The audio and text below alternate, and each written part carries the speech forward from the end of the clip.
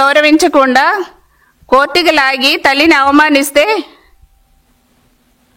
మా పార్టీ మహిళా నేతలుగా ఉండి మీరు స్పందించలేదు, మాట్లాడలేదు.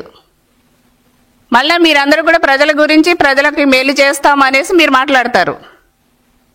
సరస్వతి పవర్లో ప్రధాన వాటాదారుగా ఉన్నటువంటి వైఎస్ విజయమ్మ గారిని అక్రమంగా బయటకు నెట్టేస్తే, ఆమెను రోడ్డు మీద పడేస్తే మహిళా నేతలుగా మీరు ఏమీ మాట్లాడకుండా ఈ రోజున ఏం మాట్లాడుతున్నారండి? నోటికి ఏదొస్తుంది మాట్లాడేస్తున్నారు. వైఎస్ విజయమ్మ గారు వేసినటువంటి పిటిషన్పై మీరు స్పందించాలి. మీకు మహిళల పట్ల మీకు ఏమన్నా అభిమానం ఉంటే, మహిళలకు సపోర్ట్ చేయాలంటే వైఎస్ విజయమ్మ గారికి సపోర్ట్ చేయండి. మీరు అట్లా చేయకుండా నోటికి ఏదొస్తుంది రోజా మాట్లాడేస్తుంది. ఏదో మాట్లాడుతుంది. మొన్న 15 రోజులకు ఒకసారి ఏజ్ హాస్పిటల్కి వెళ్తారు, లేకపోతే ఏంటంటో మాట్లాడేస్తుంది. ఏం మాట్లాడుతున్నావు? అనారోగ్యాలు ఏమైనా చెప్పొస్తాయా మనుషులకి?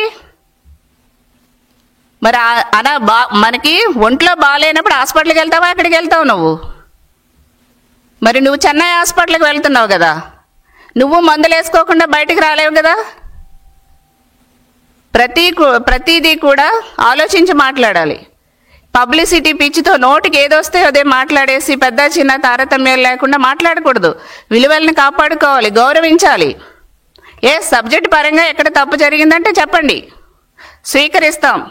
దానికి సంబంధించినటువంటి మీకు ఏ ఆన్సర్ కావాలో ప్రభుత్వం ద్వారా మేము తెలియపరుస్తాం. అంతే తప్ప పర్సనల్గా మాట్లాడేసి ఇష్టమొచ్చిగా క్యారెక్టర్ అసాసినేషన్ చేసేలా మాట్లాడేయటం, ఏదో నోరు ఉంది కదా అనేసి ఏది పడితే అది మాట్లాడేయటం, సోషల్ మీడియా చేతిలో ఉంది కదా అనేసి తప్పుడు ప్రచారాలు చేసేద్దామని చూస్తూ కూటమి ప్రభుత్వం ఊరుకోదు. మీ తుప్పు రాగొడతాం. ఈరోజున ఏం మాట్లాడుతున్నారండి మీరు? మిమ్మల్ని పాతాళంలోకి 11 సీట్లతో తొక్కేశారు ప్రజలు. అది గుర్తుపెట్టుకోండి, బుద్ధి తెచ్చుకోండి. ఈ రోజున ఏదో మాట్లాడుతున్నారు. జగన్మోహన్ రెడ్డి గారు కట్టినటువంటి మెడికల్ కాలేజెస్ చూసి ఆహా ఓహో అని ప్రజలు అనుకుంటున్నారనేసి మాట్లాడుతున్నారు. ఎక్కడ కట్టారమ్మా?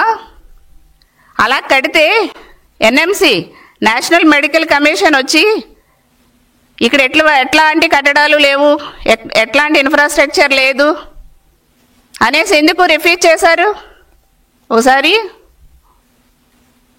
ఆలోచించండి, గుర్తు తెచ్చుకోండి, మైండ్ దగ్గర పెట్టుకుని మాట్లాడండి. ఎందుకు ఎన్ఎంసి రిఫ్యూజ్ చేశారు? మీరు సరిగ్గా పనిచేయలేదు కాబట్టే కదా. జూన్లో ఎన్ఎంసి పర్యటనకు వచ్చినప్పుడు ఎందుకు చేశారు? ఎందుకు సీట్లు తగ్గించేశారు? ఎందుకు రిఫ్యూజ్ చేశారు?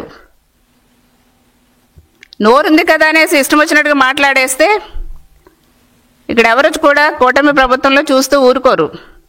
అందరికీ నోరుంది, అందరూ మాట్లాడతారు. నువ్వు ఒకటంటే 10 అనేవాళ్ళం ఇక్కడ ఉన్నాం కూటమిలో. ఈ రోజున